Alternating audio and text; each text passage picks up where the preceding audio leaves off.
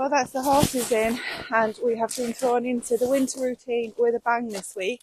According to the greenhouse thermometer, it got down to -2 centigrade overnight, and it's going to be like that all week. We're even due snow tomorrow morning. Thought I'd take you along for a little bit of kitchen fun and see what we get up to now those darker nights are here. Most of the darker nights, not only are we going to be making some festive tipples for some fun at Christmas, we're going to be making lots of hearty, warming stews and soups for these cold days. But the best bit is we're doing it in the Aga because Stephen finally got the Aga on last night. Well, it's that time of year again. Time to get some heat back in the house. So we're going to light the Aga. We've let the oil come through for 15 minutes, which fills the well to get all the wicks soaked. And now we're just going to give it a light. And hopefully all the work we've done on it, it'll stay lit. So here we go.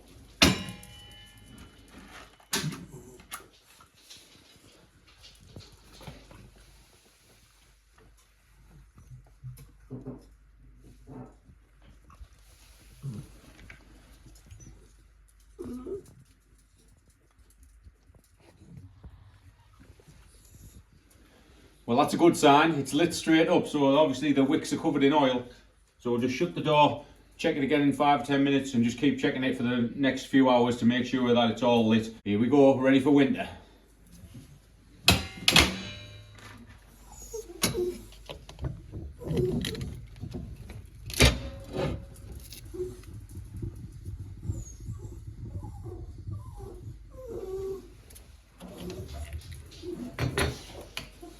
So it's been on an hour, everything's looking good, it's burning nice and blue, so hopefully in the morning it'll be lovely and toasty. Now, I haven't actually been having too much of this beetroot, as you can tell. It's been growing absolutely amazing, and it's not the only bed that we've got.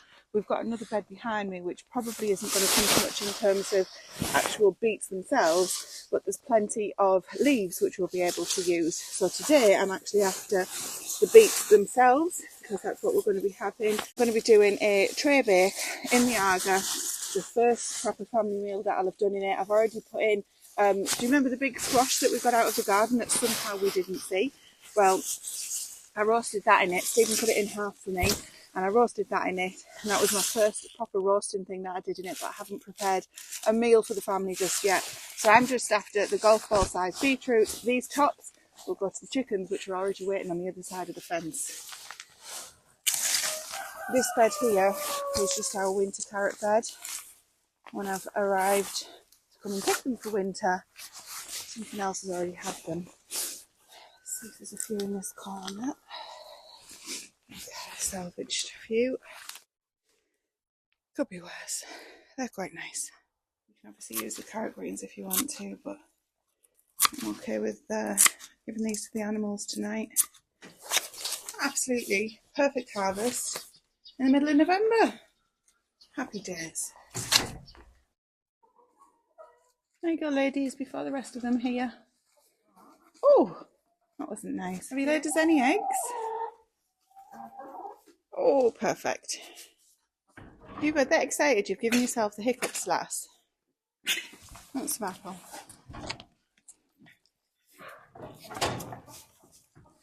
And a nibble.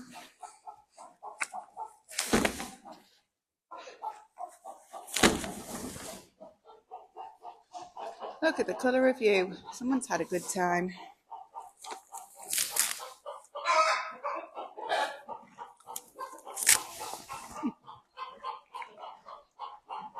It's amazing how light it is on the camera because it's actually quite dark. The sun's just going down. So I'm going to grab my gloves, beetroot and carrots, and head on inside. Those eggs, I've put them separate, so I'll remember to grab those when I come back out. At the moment, we're having eggs and sort of greens for breakfast, or sausage meat or something like that, because the chickens are all just coming in to lay. So our youngest pullets are just starting to lay eggs, which is fantastic, because eggs have been off the menu for a little while. So it's great to have them back on. So coming in from the garden, it's that time of day when we need to start thinking about getting the meal prepared. And of course the house is alive with the hustle and bustle of other people coming in and doing their other things. So rather than trying to speak around those guys, I thought I'd just talk through what's going on here. Now, I told you I decided to make a tray bake for this meal. That is one of the easiest meals that we can pull together from the garden. And when I say easy, I mean quick. I bung it in the oven just in one tray, and then 40 minutes later it's done. So I've grabbed 2 packs of sausages out of the freezer. These are our homegrown pork sausages or home raised pork sausages, just a completely plain flavour there. And I've got 1 of those huge onions out of storage, which I was a little bit apprehensive about using because this is the first time that we've used them, but I did promise you guys that I'd give you an update on how they turned out. And speaking from the future, I can tell you absolutely fantastic. Turned out, tasted lovely, cooked really well, and held its shape as well when cooking, although I did give it a bit of a vigorous stir towards the end, and it just sort of absorbed into all of the other things, which was absolutely delicious. So no sign of anything. It smelled great. It didn't have any mould or any rot on it or anything like that. Even Annie's coming in to have a little look there. So pulling together a tray bake, as I say, one of the easiest midweek meals that we can do. Throughout the year, it always changes depending on what's in season. At this time of the year, we've obviously got the potatoes as well as the squash from the garden. During the summer, it'll be the summer squash, such as the courgettes, rather than the winter squash that we've got at the moment. And I've got the carrots and the beetroot there that you saw me harvesting from the garden. It's just a case of giving them a wash. The beetroot's actually peeled because at this time of the year I find that they are a little bit tougher, the skin, just protecting themselves from the winter. So I've peeled where necessary. Throw them all in a pan, literally. Now the only thing is, when using a dish like this, when you're putting them in quite close together, you're going to create steam. So it didn't roast as well as it might do if I put it on just a large or a couple of larger sheet pans, baking trays or whatever. But I was absolutely fine with that. I just wanted it all, one lot of washing, throw it all in. And then once it's in, pop it in the oven for about 40 minutes. On the bottom of this, there was some of our home rendered lard. And then at the end, you'll see that I also use a little bit of olive oil. They're the only 2 fats really that we like to use. And generally, I don't cook with olive oil other than this type of meal. If we're going to use it, we tend to use it in like the homemade mayonnaise or dressings and that kind of thing. But this meal went down absolutely fantastic. If you haven't tried one, I really encourage you to give it a go. So easy and so quick. It's super tasty.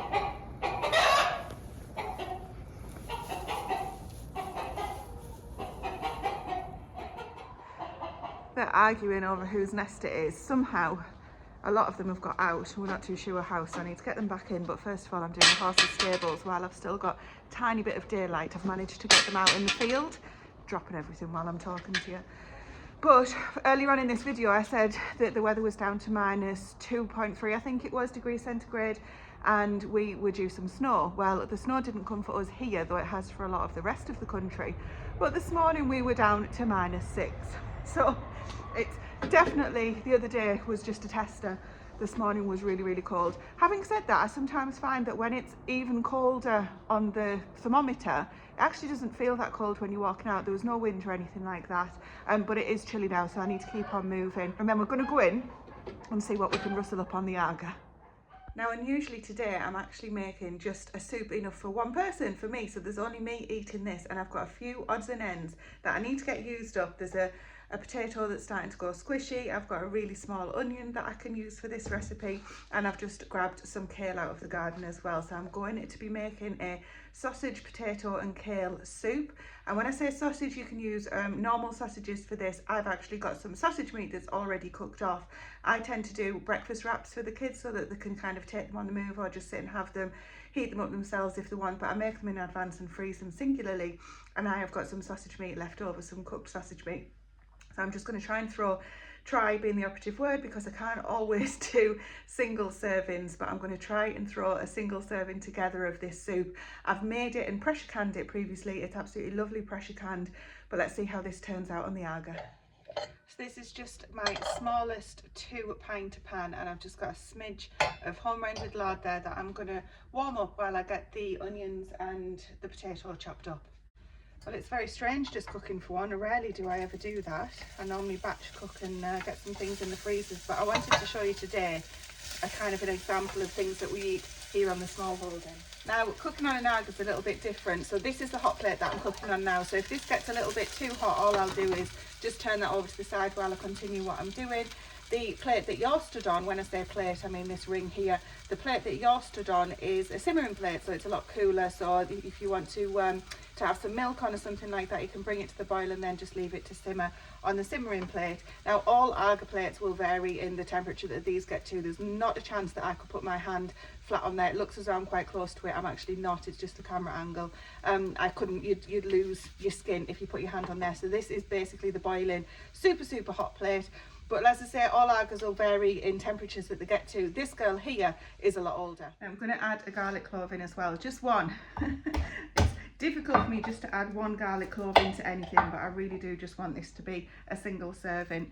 Now this Arga here, as Stephen mentioned, I think at the beginning of this video, or if not this one on a different one, is about 1947, 1945 that we've dated her back to.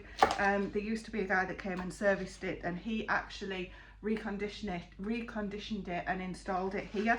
So that's how we know, because we've got the history of who installed it. But I would love to know what this kitchen functioned on heat wise and how people cooked in this kitchen before our previous owners who got that put in. I just think it would be absolutely fantastic. I can imagine a big old black cast iron bread oven, and I don't know, it would just be, I'd love to know. So I've looked for the history, but unfortunately I haven't found out very much about, certainly from that point of view.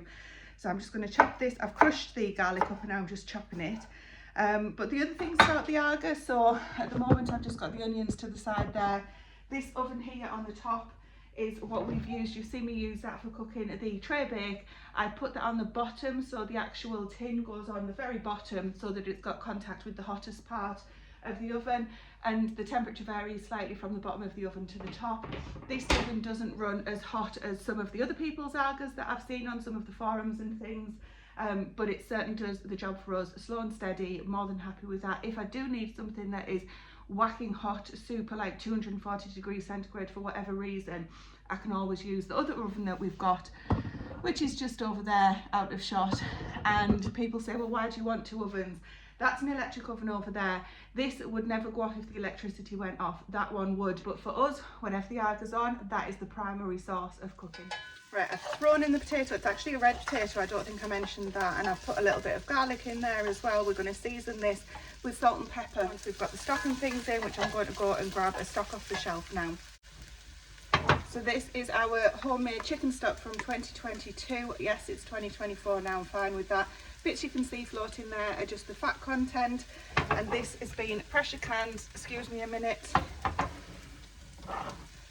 Oh my goodness, that took some getting open. That was definitely a good seal. Give it the sniff test. And people say, why do you sniff it? Because you can't, sorry. People say, why do you sniff it? You can't smell botulism. Yeah, but you can smell other things, so it's always worth a check. More than happy with that. And all I'm going to do is leave this come to a boil and then add in the kale and the sausage meat last, bearing in mind the sausage meat's already cooked. And you can finish this off with some double cream at the end. I'm not going to do that because I don't have any. You could put a splash of milk in if you want, but it'll be absolutely delicious just as it is. Now, what a lot of people will tell you is that you shouldn't leave the plates open and leave anything on the hob, because what you can do is open the roasting oven there, adjust the rack and just put the pan on the bottom of the roasting oven. I'm a bit of a rebel and do tend to bring things to the boil and just leave them if it's only a short boil, which this soup will be. I've cut the potatoes nice and small. Then I just tend to leave it with the lid open to do its thing, and then I close it and put these chef's pads back on top. Do you like that, by the way? Isn't that absolutely fabulous? I saw this advertised to personalise them and I couldn't resist. So we treat ourselves when the Arga came back on. A couple of other things about the Arga: we use this to do our toast on, so that's our toaster at the back there. You can just put your bread straight onto the hot plate if you want. It does tend to stick sometimes as well. And also you can use this simmering plate and just use a silicone mat, and you can cook your eggs directly on the silicone plate on a silicone mat, or you can do it in obviously your frying pan or anything like that as well. So it's fantastic for all-round versatile cooking. One of my favourite things though is to use the bottom oven to use as a slow cooker. Oh, by the way, sorry, we have got Annie still recovering with us in the kitchen, hence the kind of the bed set up in the kitchen. That's not the usual look that we're going for, but she's doing fine. She's recovering super well. We're just still trying to keep her reasonably quiet, so she's having a snooze at the moment. Anyway, the bottom oven is essentially a slow cooker, so I can bring anything to start browning things off on the top if I want to, or I can just put them straight into the bottom oven in one of my Dutch ovens. That works absolutely fine. What we tend to do is overnight, I tend to put something in just before we go to bed, and then it's ready for in the morning. And if it's a soup for work or whatever, we can just pop it straight into a flask and it stays nice and hot. It's just super versatile, especially for our family needs. The other thing that you can do once we're not cooking and you haven't got the cooking smells, etc., we dry a lot of our clothes on here too, so it gives off a lot of heat and keeps the kitchen lovely and toasty and dries the clothes at the same time. Right, I've put some of that pre-cooked sausage meat in and that handful of kale, and while we do the next bit, I'm just going to leave this on the simmering plate for 10 minutes or so, because the next recipe, well, it's not really a recipe. Because Christmas is coming and the goose is getting fat. Well, it's not, because we haven't got one this year. I'm going to rectify that next year, but has anybody seen or got this book? We are going to start making a few Christmas recipes, and today's is muscat prunes. It says a recipe, it's literally 3 ingredients in a jar, job done. That's the kind of thing I can do with it at the moment when I'm trying to get through quite a few tasks at once. So we're going to need some prunes, some golden sultanas, and some muscat, which I'd never heard of before. Is it just me? So the idea of this recipe, again, it's not really a recipe. I'm just putting 250 grams of prunes, which is just half of this pack. I'm not weighing anything out because you can't really go wrong with this. I'm putting them into just a clean jar. It does say you can sterilise it if you want, but we're putting alcohol in, so I'm not too worried about that. And it's only going to be in up until Christmas, and then these will be gone. And this is a 500 gram bag of the golden sultanas, and we're looking for about 125 grams, so I'm just going to do about a quarter. That's possibly a little bit more, but that's absolutely perfect. And then 750 ml of the what does it say, of the muscat 750 ml of muscat, or muscatel, and that's the only one that I could find. So we have got, I think this is a 750 ml jar, a 75 centilitre bottle, and just literally pour that over, and you're going to have some absolutely fantastic fruit and a beautiful drink. It's a sweet dessert wine, I think, basically. You know, it's not something you're going to drink by the pint. Well, you never know, maybe you will. And then that's going to be a beautiful Christmas tipple and fruit to go over anything. It says in the book, actually. Possibly the best idea of all came about quite by accident. After a long day of photography for the book, James and I sat down with a glass of the apricot and fig liqueurs, accompanied by the plumped up fruits. On the table was some blue cheese, a gorgonzola, though it could just as well have been a Stilton, or any other of the blues. We nibbled. The marrying of the blue cheese and the velvety wine-filled fruits was simply gorgeous.